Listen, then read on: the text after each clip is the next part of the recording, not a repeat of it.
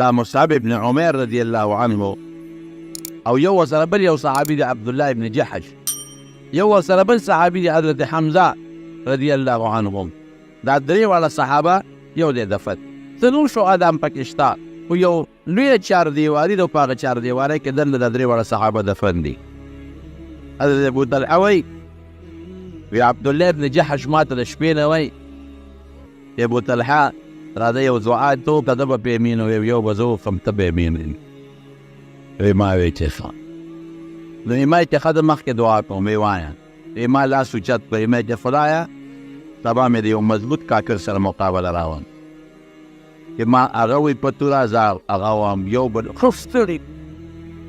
بیا پرې زه زورور شم او وی وهم او مردار شي. وی دی عبدالله ابن جحش وی آمین. وی بیا ما ته وی چې ښه ده ما دعا مس زه کوم آمین به پرې وی. وی دې م وی چې خدای سبا مې د یو مضبوط کافر سره مقابله راوړي چې زه یې م وم امین وی ښه یو بل ستړي کړو او بیا په ما زورور شي مه وی او ما شهید. وی ما وی چې آمین. وی سهار له مې د یو مضبوط کافر سره مقابله رانه ښه دعا مې خدای قبوله کړه. وی زه په ښه یم امین ښه دی په تورو وال کو وی ښه ستړي شو ایلاګانه ما و مردار شو. وی چې مې نظر وکړه عبدالله ابن جحش ته او وی دې نه یو کافر سره نښتې دی، مې چې دا به دعا ده زه م قبوله ده او زما هم قبوله ده. وی ښه یو مضبوط تکړه کافر سره نښتې دی، هغه هم په توره وایي دې هم وایي. وی راګانه پرې زورور شو دی شهید شو. حضرت حمزه رضی الله عنه د ډېرې بهادرۍ اظهار لومبي وخت کې تاسو ته مو چې د مسلمانانو پله درنه وه د دنیا کافر یې مردار کړل. نو د عتبه د علور د ابو سفیان ښه د هندا د هغې یو غلام وحشي نوم و، وحشي ابن حرب،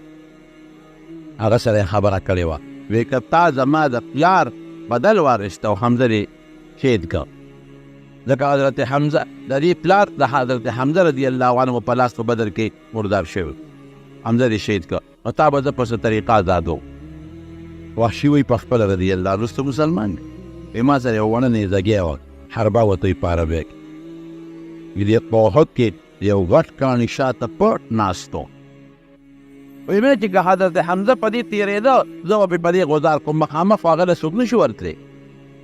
وی ناګانه دې زما خواله راغله. وی چې راغې بس هغه نیزګۍ مې ونیوه او غذار مې پرې وکړو ومې ویشته. بعضې خلکو په جنګ کې په غشو ویشتل کول، بعضې په دې نیزګۍ ویشتل کول. ویې مې ور وویشته. وی بس داسې رسا په دې نوم ولګېده، په دې نوم باندې چې دا نیزه دې شاته ووته، نومره تېره و. ما پسې ګواښ وکړ خو بس را پرېوت، په هغې کې شهید شو. بیا هنده راغلې ده، دې د پلار قاتل و حضرت حمزه، ډېر ظلم یې ورسره کړی. په تاریخ کې دومره ظلم به چرته هم چا سره نه کړی لکه حضرت حمزه رضی الله عنه ورسره چې وشو. یې دې پوزه پرې کړه، شونډې یې پرې کړې مې، غوږونه یې پرې کړل، سترګې یې وویستې او دا سینې یې ولوشلوله، زړه یې ترې راوویست، په هغې یې چپونه ولګول، ایله یې ترې راوویسته، په هغې یې چپونه ولګول او دا اندامونه یې په خونې کې واچول، امیر یې ترې جوړ کړه د اندامونو نه او هغې غاړه کې واچول او ګډېده به. حضرت صفیه رضی الله تعالی عنها چې د حضور پاک ترور ده، د حضرت حمزه خور ده، هم راله. حضرت زبیر ته حضور پاک وفرمایل زبیر ورشه مور دې منې کړه چې دا خو ښه ده د ښځې زړه خو ډېر کمزوري، نو که دا خپل ورور یې په دې حالت کې ولیده نو څه جد پرې ونه شي. دا ډېره بهادره ښځه ورشه خو مور دې منې کړه. حضرت زبیر ورغی او مور ته یې ودرېده، وی مور یې ودرېږه. هغه خو زبیر هم مضبوط تکړه سړی و، مور ورله داسې په دې سینه کې غدار ورکړه چې دا زوی هغې غاړه وغورځو. حضرت زبیر ول آواز ورکړه، وی مور نبی علیه السلام وایي چې مور دې منع کړه، دقسې ودرېده، یا په ځان نه پوهېده یا دغسې ودرېده. وی بچې خوښه روارت نه مې ووایه چې ما ته پته ده چې زما رور سره څه شوي، زه خبره او که زما رور ورواره په دې یېرېږي چې زه به فریاد وکړم نو فریاد نه کومه،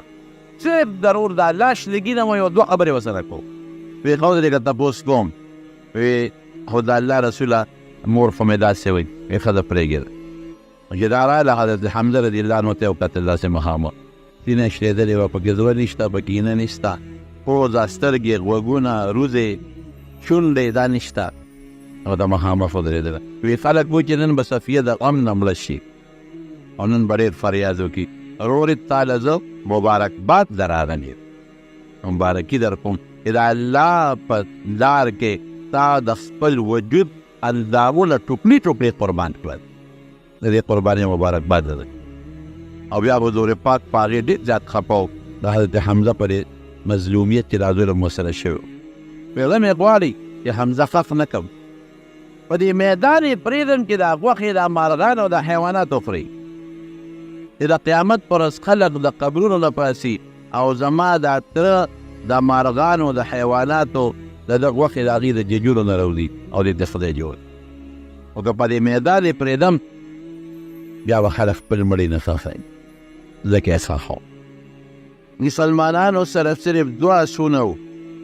یو اس یو صحابي سره او بل اس د نبي کریم صلی الله علیه وسلم سره. مدینې شریفې نه 1000 کسان ووتل. احد ته چې نږدې شو نو عبدالله ابن ابی چې کوم د منافقانو سردار دی، په ژبه خو د اسلام کول، په ژبه یې ځان د نبي علیه السلام ملګري حسابو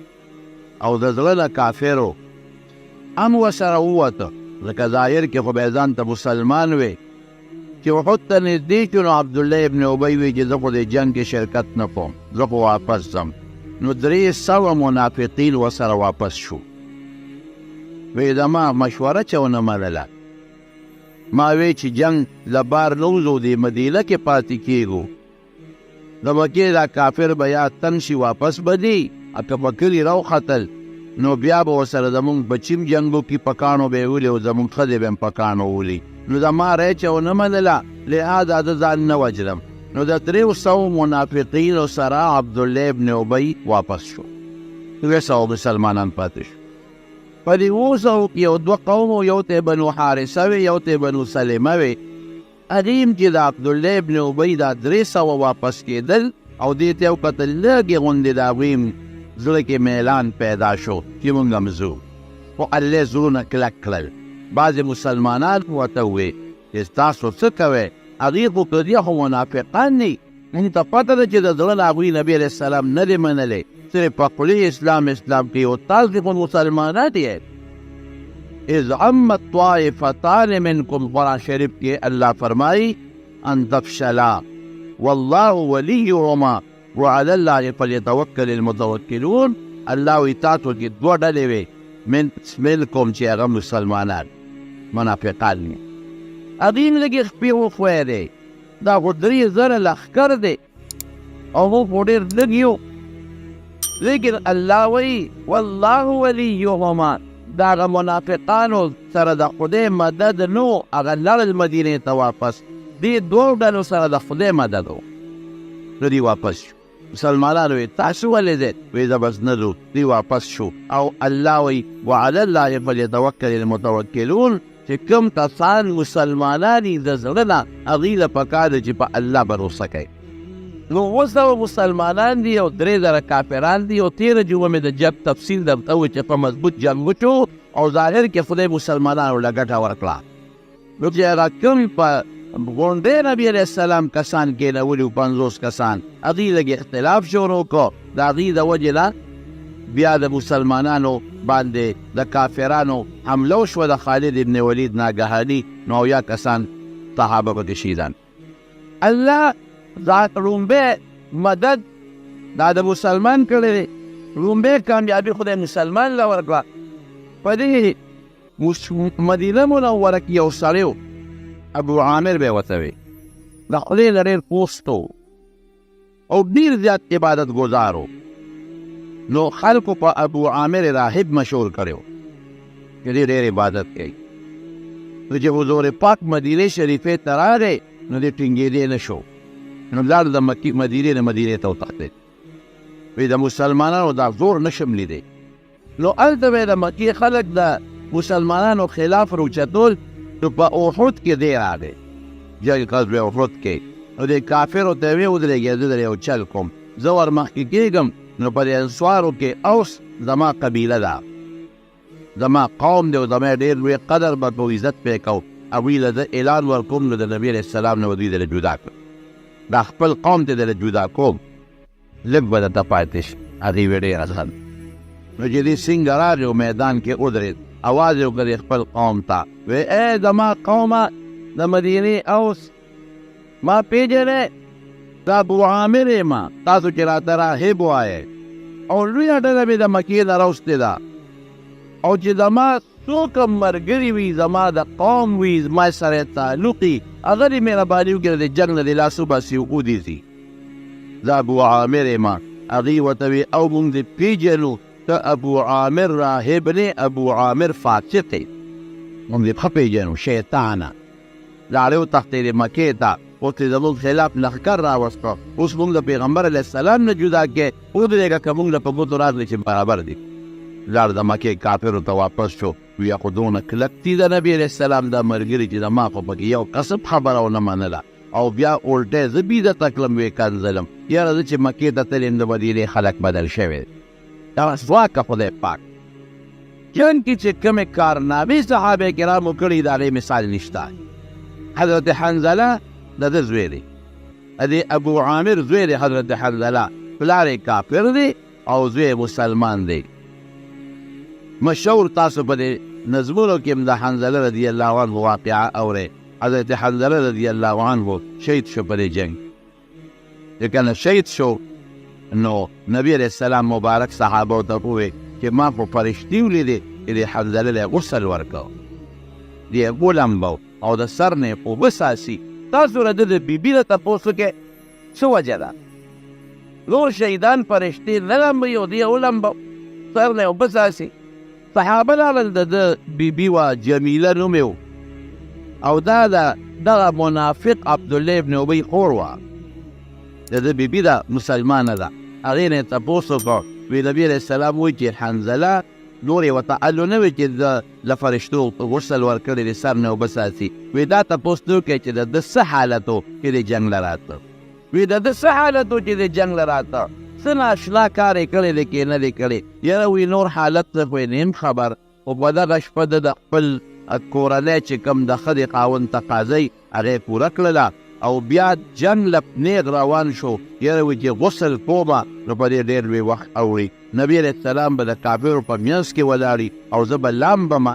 نو غسل یې نه دی کړی او په لوی او جنابت کې میدان ته درغلی دی دا راته پته ده حضور پاک مې وګورئ وی الله تعالی ولا د مرګ نه پس یو شرافت او عزت ورکړ او فرشتو ولا غسل ورکړ د دې وجې نه د ده لقب دی غسیل الملائکه هغه حنظله چې فرشتو لمبولی دی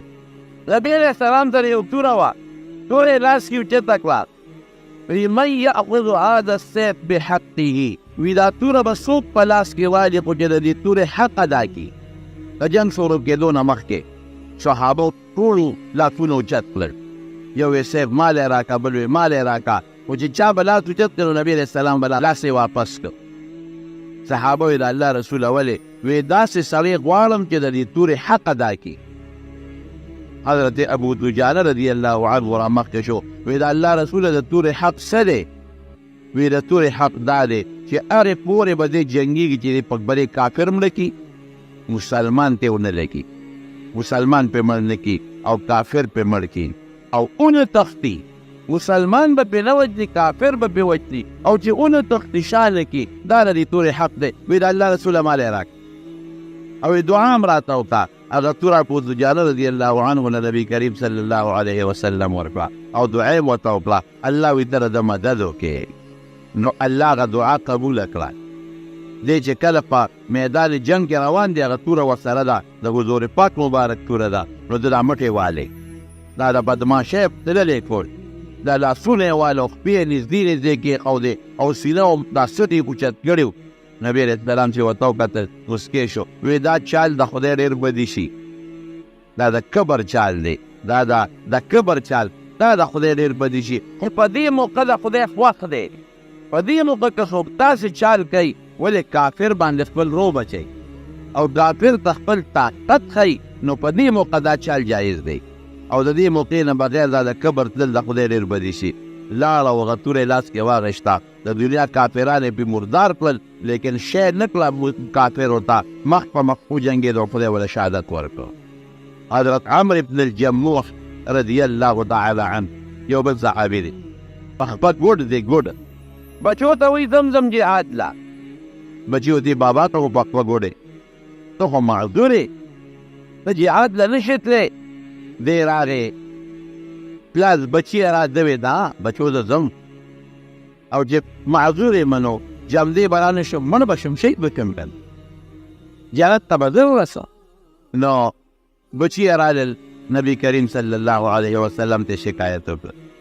وی صاحب زمونږ بابا دی عمرو ابن الجموح او په خپل کور کې تا ته پته ده د ګرځېدو هم غریب نه دی او د جهاد شوق یې د موږ څوک وی ما دی راونې وی تاسې مه منې کوئ وی زه بې منې کوئ لیکن ده ته حضور پاک وفرمایل وی عمر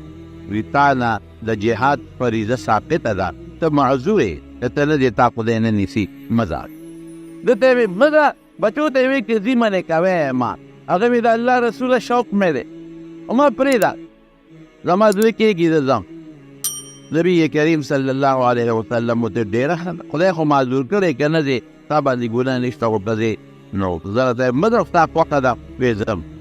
دی راغې میدان جنګ کې او میدان جنګ کې چې کله جنګېده حضرت سعد رضی الله عنه وی ما ته وی یا سعدو کیف حال دې څنګه دی وی ما ورته چې حال ښه دی خدای دې پکې خیر واچوي دا ناګهاني حمله چې خالد ابن ولید وکړه څوک یو خوا تښتېده څوک بل خوا حالت ګډوډ دی وی ما ته وی چې سعده انی لاجدو ریح الجنة دون احد زما د قسم په خدای وي چې د احد په خوا کې د جنت خوشبويي محسوسوم د دغه جنت خوشبويي د احد په دې خوا کې محسوسوم خوشبويي او یو مخکې شو او شهید شو چې شهید شو بیا چې کله شهدا نبی علیه السلام یې دفن کړې دلته د احد په میدان کې د ده ښځې وي زه خو د خپل خاوند د مدینې مقبرې ته وړم نو دې د ده لاش اوچت کړ په اوښ باندې د اوښه باندې لاش وله کېښود نو چې اوښه یې شړله مدینې ته نه تله اوښه شړېدله دي چې مخ وله احد ته کي احد ته ځي او چې مخ وله مدینې ته کي اوښه وایي اوښه نه ځي راغلل نبي علیه السلام ته شکایت وکړ ویې صاحب هغه عمرو بن الجموح لاشم په اوښه اچولی دی اوښه مدینې ته نه دی احد ته واپس ځي ویې ښه دی راولی ښه دی وله راوسته ویې ستا دې خاوند څه دعا خو نه وه کړې ویې کړې وه ویې څه ویلو وی دا چې کله راته نو وی دا دعا وکړه اللهم انی اسألک شهادتا خدایا د ستا نه شهادت غواړم اللهم ارزقني شهادتا خدای ما له شهادت راکړې ولا تردني الى اهلي خدای ما خپل کلي ته بیا واپس مه کړې نو خدای وله دعا قبوله ټولې ده که نه ولې خپل کلي ته واپس وړل همدلته یې دفن کړې هغه میدان کې دفن کړ حضرت سعد ابن ابي وقاص رضی الله عنه کله چې جنگ ښه تیز شو ګرم شو دی ویشتیل کې د ده چې د لیندې د ویشتلو کې پیر د ویشتو ډېر انتهایي مهارت یې لرو او جهاد کې لومبې غشې دیشتې دی یو غټه کې ده ته چاوي تا له مونځ سم نه درځي سم ون نه کې ویې خندل وی ما ته د مازه چل ښایې وی د هغه کس یم چې د خدای په لار کې لومبې غشې مه ایشتې دی او زه هغه کس یم چې د نبي علیه السلام سره به په سفرونو په جهادونو ګرځېدو ډوډۍ به نه وه خوراک به نو نو د کیکر پاڼې به م خوړې نو یو دسماتې به م نه کېده ځکه چې هغې کې لوندوالي دي نو او دسماتې به م لکه د اوښ او یا د ګډو د چیلو د پچو په شانتې او دسماتې به رانه نه وتېده تاسې ژوند مونږ تېر کړی دی اوس وایي تاسو ما ته د مانځه چل ښایې چې تا لمونځ نه درځي افسوس نه دی وایي نو د ده چې د ویشتو مهارت یې لره چې په لاره به څو تلل د نبي علیه السلام به هغه ته وي د هغه شي دته ولی د تکلیف ته کېدی دې ښه ویشتل کولی شي نو ده به لینده راښکا داسې زور به یې ورکړه لیندې له لینده چې څومره تېز ده راکاږي نو هغه همرغه شي ډېر تېز دي دوه درې لیندې یې ماتې کړې یو دی یو بل صحابي دی نو حضور پاک به دا لاس مبارک په دې تندي دلته کېښود چې به هغه چې وي ته داسې به یې ورته کتل چې د هغه شي په کافر لګي که نه لګي نو دې ورته وي د الله رسوله نو ما شاته ودرېږه ما د خوا کې مه ودرېږه ځکه چې ده دې نه ډس ولم نو دشمن ما ولي که ډس د کوم ځای نه کېږي نو دشمن په هغه ځای ډس کوي که نه زه ده چې ولم دشمن ما ولي نو هسې نه ته ونه لګې شاته ودرېږه نو که زه چې راځي زه به لګم خو ته خو به بچ کېږې که نه